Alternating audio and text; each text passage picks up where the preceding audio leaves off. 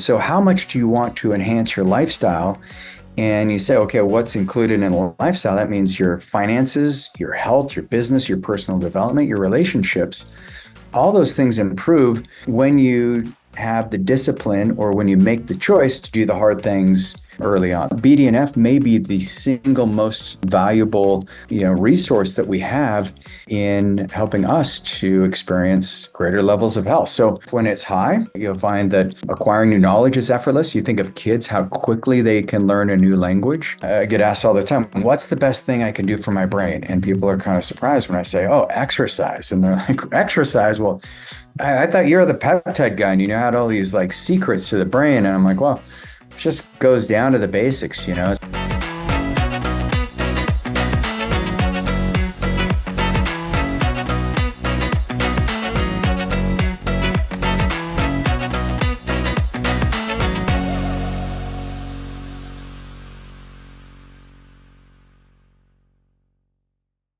All right, welcome everybody to the Health Accelerator Challenges. This is your host, Cade Archibald. Along with me, we got the one and only Reagan Archibald. How's it going, Reagan? Doing awesome. Hey, everybody. Great. Well, we're excited. I'm really looking forward to diving in on some really cool stuff for today's challenge. If you're joining us live, type into the chat box how your last week's been, how things have been there. Maybe if you experienced some of our new protocols that I've been working on. But anyways, really excited there. Yeah, Reagan, let's dive in. Okay.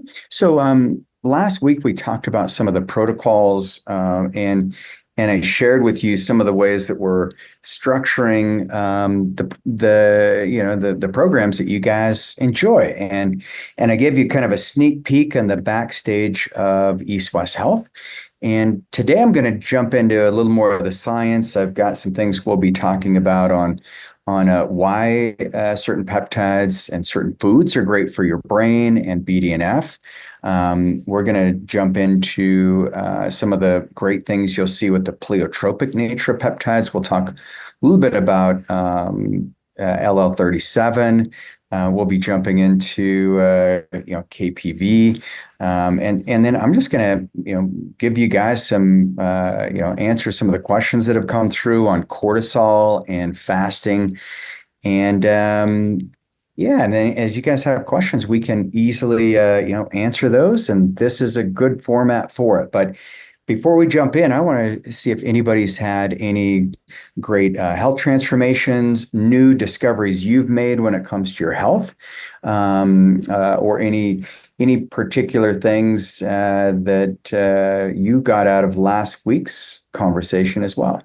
Feel free to share that, but I'm going to share my screen here.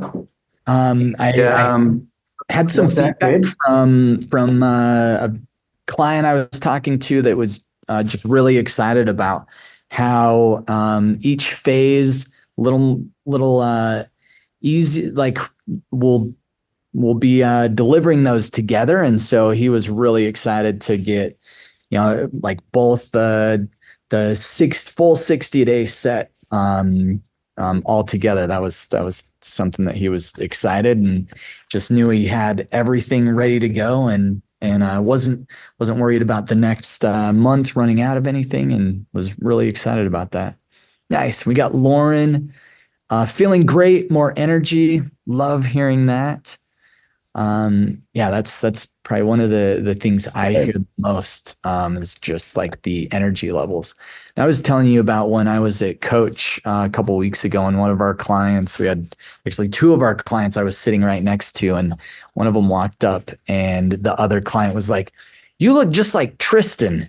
Because he's like same height as Tristan, and he's got now he's got boulders for shoulders and just looking all tough, and his whole body composition added, I think, like 10 or 15 pounds of muscle. It was cool to see that. Jeez. Yeah, you had a great time at Coach. It's fun going to Coach because so many clients are also friends, and then we see their transformation, and yeah, it's great. It's awesome seeing just the changes that people make over, um, usually we see them in 90 days increments with coach. So it's like, it's crazy how things can change in 3 months and then especially in 6 months. Yeah, it's awesome. Okay, well, I'm going to share my screen here, and we're going to talk about. There's a book called The Slight Edge, and if you guys haven't read this book, I'd recommend you snag it. It was written maybe 10 years ago, but it's still just as applicable. And this image is from The Slight Edge, and so as we jump into some of these new therapies, the Ageless Future Operating System, and by the way, I was with my editor Elaine this afternoon and spent a couple hours with her and just going through some of the very cool things that you guys will soon have access to in a few months. But the Ageless Future Operating System is all about uncovering any threats to your health, because that's the most important thing. Early detection. The sooner you can get on top of it, the better. But uncovering threats is also the threats that are our mindsets. And one of the threats that we have is the threat called comfort. And it's like death by comfort. We say death by 1,000 cuts when you have like a low grade infection. But death by comfort happens in so many people's lives because they don't want to push themselves outside of their current comfort zone. And so we're not willing to do the things that we need to do when it comes to making progress. And so in the book, The Slight Edge, you'll recognize that the things right now in your life that are maybe uncomfortable, over time they become easier. So think about how challenging it may have been, like when you're in college or when you're in your 20s, to go to bed at 9:30. And then how many of you now you made it a habit and you can get to bed by 9:30, you sleep better, you prioritize your sleep, and now you have this sleep schedule. Has anybody experienced that?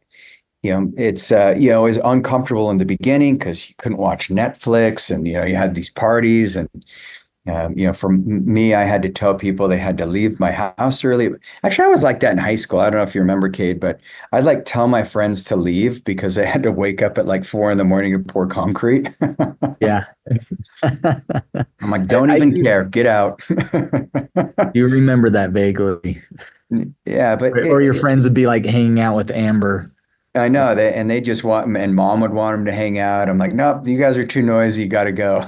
So, but it's kind of uncomfortable for me, but it also, I recognize, the value of having great sleep because, I worked long days, in my teens, but, the things that are easy to do, the things that are easy to do would be like, just stay comfortable, just go watch TV and don't worry about it. There's great movies on, or there's the debate or whatever, I gotta watch, I gotta see what's going on in the world.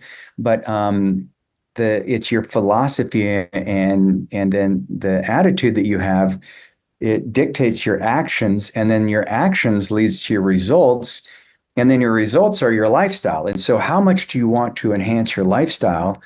And you say, okay, what's included in a lifestyle? That means your finances, your health, your business, your personal development, your relationships.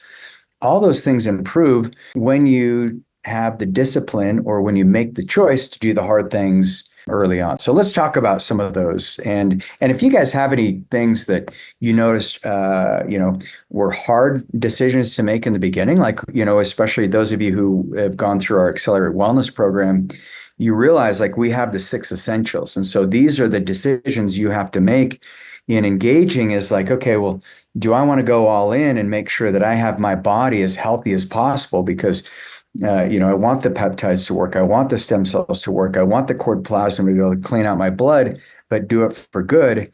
And in order to do that, it's like, yeah, we have, go to bed at 9:30, like I mentioned. do it the 30-30 exercise. Exercise as the sun comes up and as the sun goes down. We'll talk about the importance of that today. We have, no more than 1 gram of sugar. That basically is like, get rid of anything processed, anything in a bag, any plant oils. Don't cook your meat in it. Just like, get rid of all the interferences. We have the mindset morning. It's just 2 minutes. Mindset morning is half your body weight in ounces of, water. It's just these simple things that are hard right now, but how many of you have found they're really easy? It's pretty easy to stay hydrated now. And those are the consistent things that you'll see. There's just this trajectory of success that you're far more likely to succeed in your health journey when you follow those things that are hard in the beginning, and it becomes easier over time. Your chances of success are 10 times greater than if you don't make these changes. So, what are they? And the biggest one is, how can we make changes that create neuroplasticity in the brain? And so, Cade, when you hear that term neuroplasticity and BDNF, what comes to mind for you? Like just like a dynamic brain, better cognition, memory, recall. That's kind of what comes to mind. But it's, my brain's ability to kind of absorb things or take on things, probably resiliency as well. Yeah. I think all those, and that's where like nootropics, for example, many of you, we talk about nootropics, but they're designed to enhance memory and cognition, but they're also designed to help you perform better under stress. I mean, that's why Dr. Gardier, I'm not sure how to pronounce it. I've always pronounced it Gordier, but in the late 70s, early 80s, he wanted to work with athletes and help them improve. But it was the BDNF that really we discovered was the big knob that those nootropics turn. And so BDNF, it can help prevent, Alzheimer's, strokes. It's very important for your long-term memory. And so the interesting thing about BDNF is, as you change your behavior and as you learn something new, the only way you know if you learn something new is if you make changes. And so, you're getting all this great education on health, and we're all trying to upgrade our biology, but if you don't make changes, then it's like it's going to take longer. But when you do make changes, it's BDNF that kicks in. And so BDNF may be the single most valuable, resource that we have in helping us to experience greater levels of health. So when it's high, you'll find that acquiring new knowledge is effortless. You think of kids, how quickly they can learn a new language. Like Averlyn, I mean, she's like fluent in Mandarin. Yeah. Jace is really good at Portuguese too. I mean, it's impressive. What's Olive? What's she gonna learn? She'll be in the Portuguese school. So Oh, okay. yeah. In Hawaii they call him Portuguese. Oh, he Portuguese, brother. I did not know that. That's a good way to put it. I like Yeah, that. Portuguese. So anyway, but that BDNF, because kids have a lot, their brains are plastic. So these brain-derived neurotropic factors, these are really important. Things like exercise, learning new skills. When you have high BDNF, you learn new skills and they're retained. And that's why I love like CMAX, cerebral lysin infusions, intranasal stem cells. I also love like IGF-1 and some of the growth hormone releasing peptides because they stimulate BDNF. Because IGF-1, for those of you who look in your labs and you see we've ran your insulin-like growth factor 1, that is the key that unlocks the gene that causes the expression of BDNF. And so IGF-1 is, as we age, our growth hormone declines about 10% every year. But that's why we use the peptides to turn it back on. And then your brain is actually very well protected because of this BDNF. So when you have low BDNF, you're going to have difficulties learning new things. Alzheimer's, dementia can set in. You got brain fog. You just feel like, like you can't get things going. And so that's a big issue. So one of the best ways you can improve your BDNF is get outside. Believe it or not, sun exposure, especially as the sun's rising and as the sun's setting, even a 10-minute stroll can help activate BDNF. The sun, by being out in the morning as the sun's rising, it resets what are called the melopsin receptors in the back of your eyes, and then that resets your circadian rhythm. So you get melatonin and cortisol regulation. And what you'll also see is just by being outside, you adapt to the season much easier. So if you have like SAD, like seasonal affective disorder or depression, then being out in the sun may help boost that, may help reset it.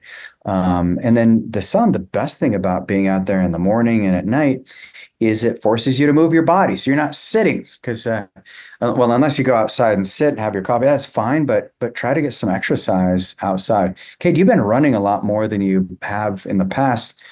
Do you feel happier when you run? What are the days like when you run versus the days you don't? I definitely notice just I wouldn't necessarily say happier, and maybe I'm not measuring it right, but definitely more resiliency. Like, I can handle stress easier. I just feel like a lot happier versus just when I like lift weights or anything, like just the ability to handle stress after. I don't run anything crazy, mile and a half to 2 miles, but man, it's like made a huge difference because I was like never a big runner. But yeah, running has been awesome. Yeah. Oh, and yeah, you're outside, you're moving, and there's something about, from our brain, because our visual system is so tied into our cerebral cortex, and so you're activating all these like neural pathways just by running, and as you're going by things, and your body's like it's a natural movement. It's really cool, and the exercise where you use the most muscles is sprinting. And Cade's always been a great sprinter. But I he kind of petered out after about 50 yards. Then I'd be like, wait, we're done. But now he's he's doing great. Um, Now you're crushing it. You can increase your BDNF by giving yourself at least a 12-hour window of fasting. I know a lot of you, I've said, hey, your blood sugar is actually being damaged more by fasting than not. And some of you, you're going like 16, 18 hours, and that can be hard on the adrenal glands. So, make sure in intermittent fasting, just think, okay, just go at least 12 hours and see how you feel. But that can be a great way of increasing BDNF. The number one is exercise. I mean, if you want to do something really beneficial, and this is, I get asked all the time, what's the best thing I can do for my brain? And people are kind of surprised when I say, oh, exercise. And they're like, exercise? Well, I thought you're the peptide guy and you had all these like secrets to the brain. And I'm like, well, it just goes down to the basics. It's like, exercise is a hard thing to do in the beginning when you're just learning how to move your body and get into the gym, or, Cade, it's not like now you can run a mile and a half, 2 miles. I mean, every time we run together now, I'm like, this is awesome. Because you can keep going, but it's not like that happened overnight. You had to work at it, right? It was hard in the beginning, but now you reap the rewards of it. Yeah, it's nice. You just chip away at something and it gets easier and easier and easier. Yeah. So yeah. I So still feel like exercise. cold shower, like the cold plunge, Yeah. that first initial shock still is I don't think it ever Never. changes. It's not.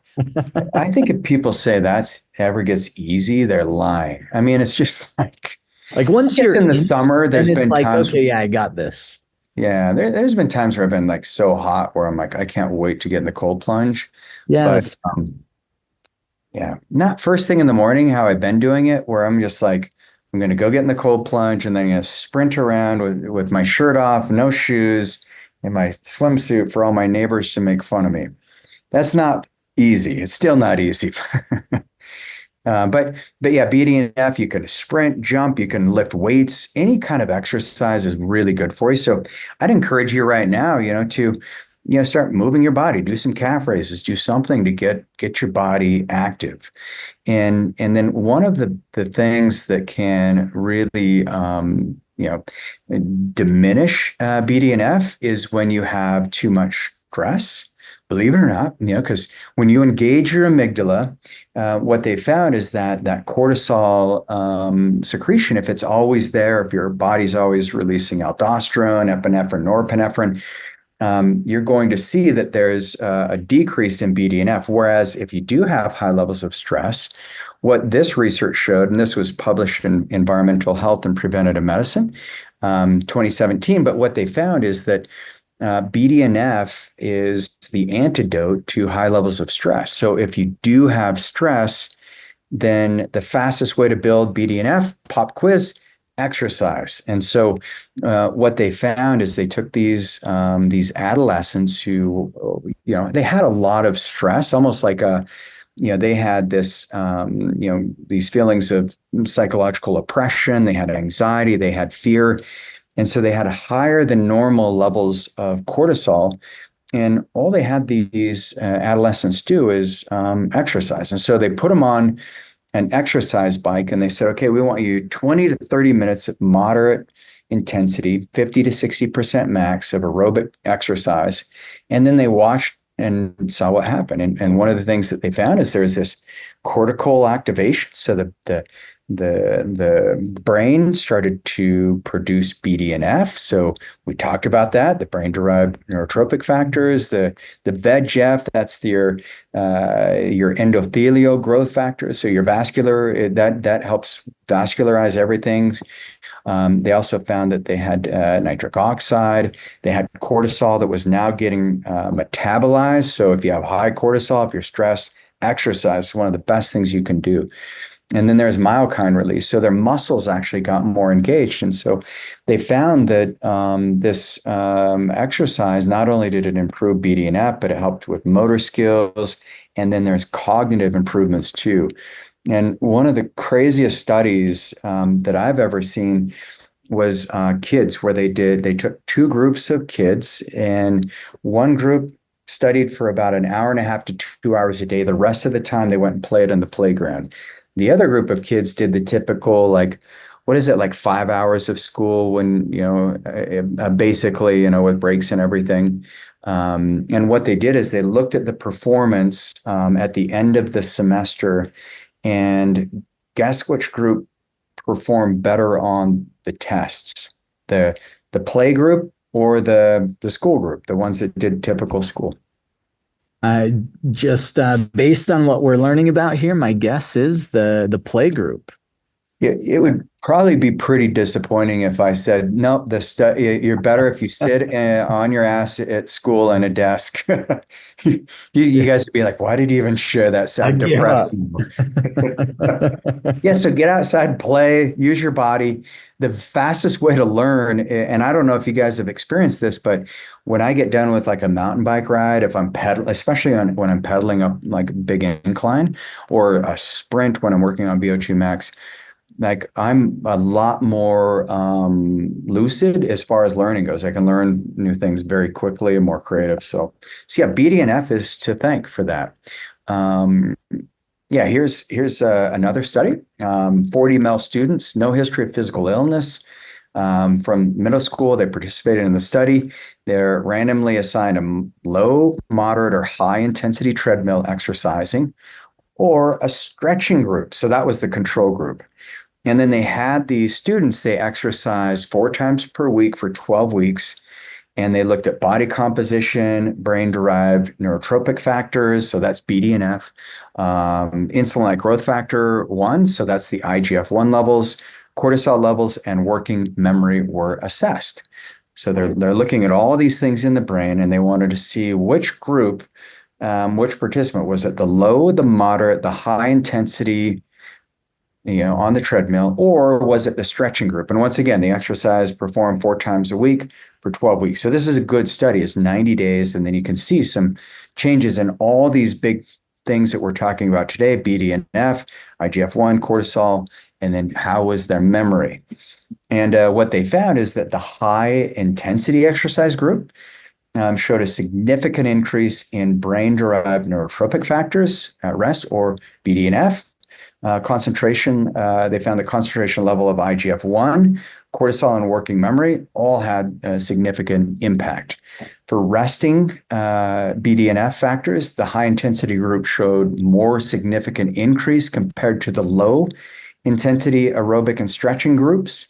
The change in the working memory significantly increased for the high intensity exercise group compared to the low intensity aerobics group and the moderate intensity exercise group and stretching. So the moral of the study was that just like I mentioned, like when I go climb and I'm pushing myself VO2 max, my brain feels better than anything else. And that's what they proved in the study, that actually high intensity exercise is going to give you the best results when it comes to BDNF. And so that's what you want to aim for. So pretty interesting. What are your thoughts on that, Cade? Would you say that your experience is the same? Yeah, absolutely. I think especially the like kind of so did they do it for a certain amount of time? Like I might have Yeah, missed that. it was So four like times a week. no, I just mean on the like the time frame. So like an hour of high intensity. I'm just curious like what that recipe would be because I know like if I get done with like Sierra's hot Pilates class and I'm like, it's Mm, like 45 minutes and it's quite a bit of high intensity. Like I almost feel like I got a little bit of brain fog when it's like high intensity at like, and obviously it's really hot, so that's probably a big factor. But it's interesting. I that was my guess is higher intensity equal to higher BDNF levels and everything. But I was just curious if they had like it was for 10 minutes or 20 minutes or it was Tabata style. yeah, I guess that's it was just sprinting, right? Like essentially they're just higher intensity on the treadmill. on the That's all. treadmill. Yeah, yeah, and then stretching. And But that's not like where your heart rate, because when you're running, your heart rate's not getting crazy high like on zone. I guess you're probably in zone 4 if you're going really high. oh yeah, zone 4, Fast. zone 5 on the You high just can't. intensity. Yeah.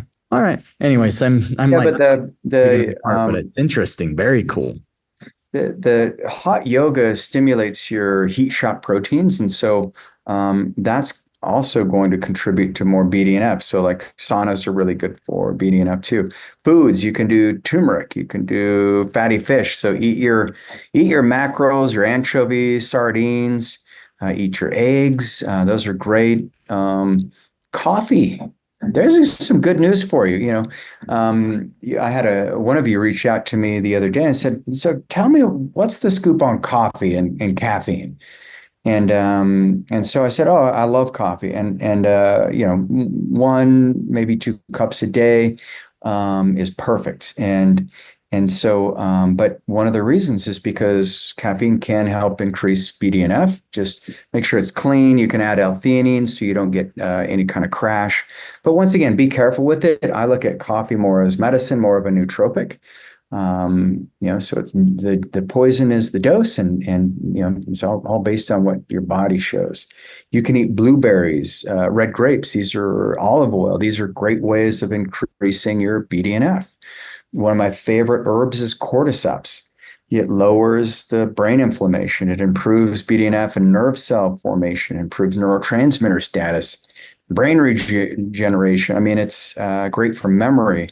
And then one of my favorite peptides, which we've kind of touched on today, is the IGF-1. And how many of you have had IGF-1 in your stack? And have you noticed just how like good you feel? I mean, this is peptide. I talk about this one a lot. This is when Cade, you taught me how to wake surf, and I felt like I was like 18 again on my feet. I was like, oh, I got this. And first try, I was like, no problem. But IGF-1, because remember, it's the gateway that unlocks the gene for BDNF expression. If you can keep your IGF-1 levels really healthy, it's a really good way to just kind of give yourself a little edge and see if you don't notice a difference there. IGF-1 levels, what they found is it regulates the gene that's involved in the growth and differentiation of neurons. It's in response to exercise. IGF-1 levels increase in the brain as well as in the periphery. And so that helps increase the neurotransmission across the blood vessel walls.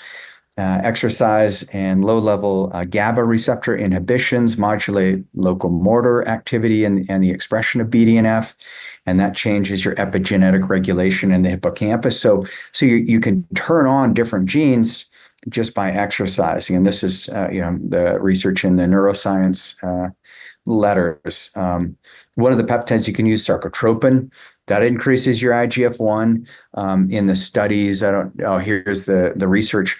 90 days, they found that there's a 9% loss of total body fat, 14% loss of visceral fat, 5% gain in lean muscle mass, and then a 16% increase in IGF-1. So sarcotropin, and if those of you have been to the peptide party at the East-West retreats, I know you've had this one.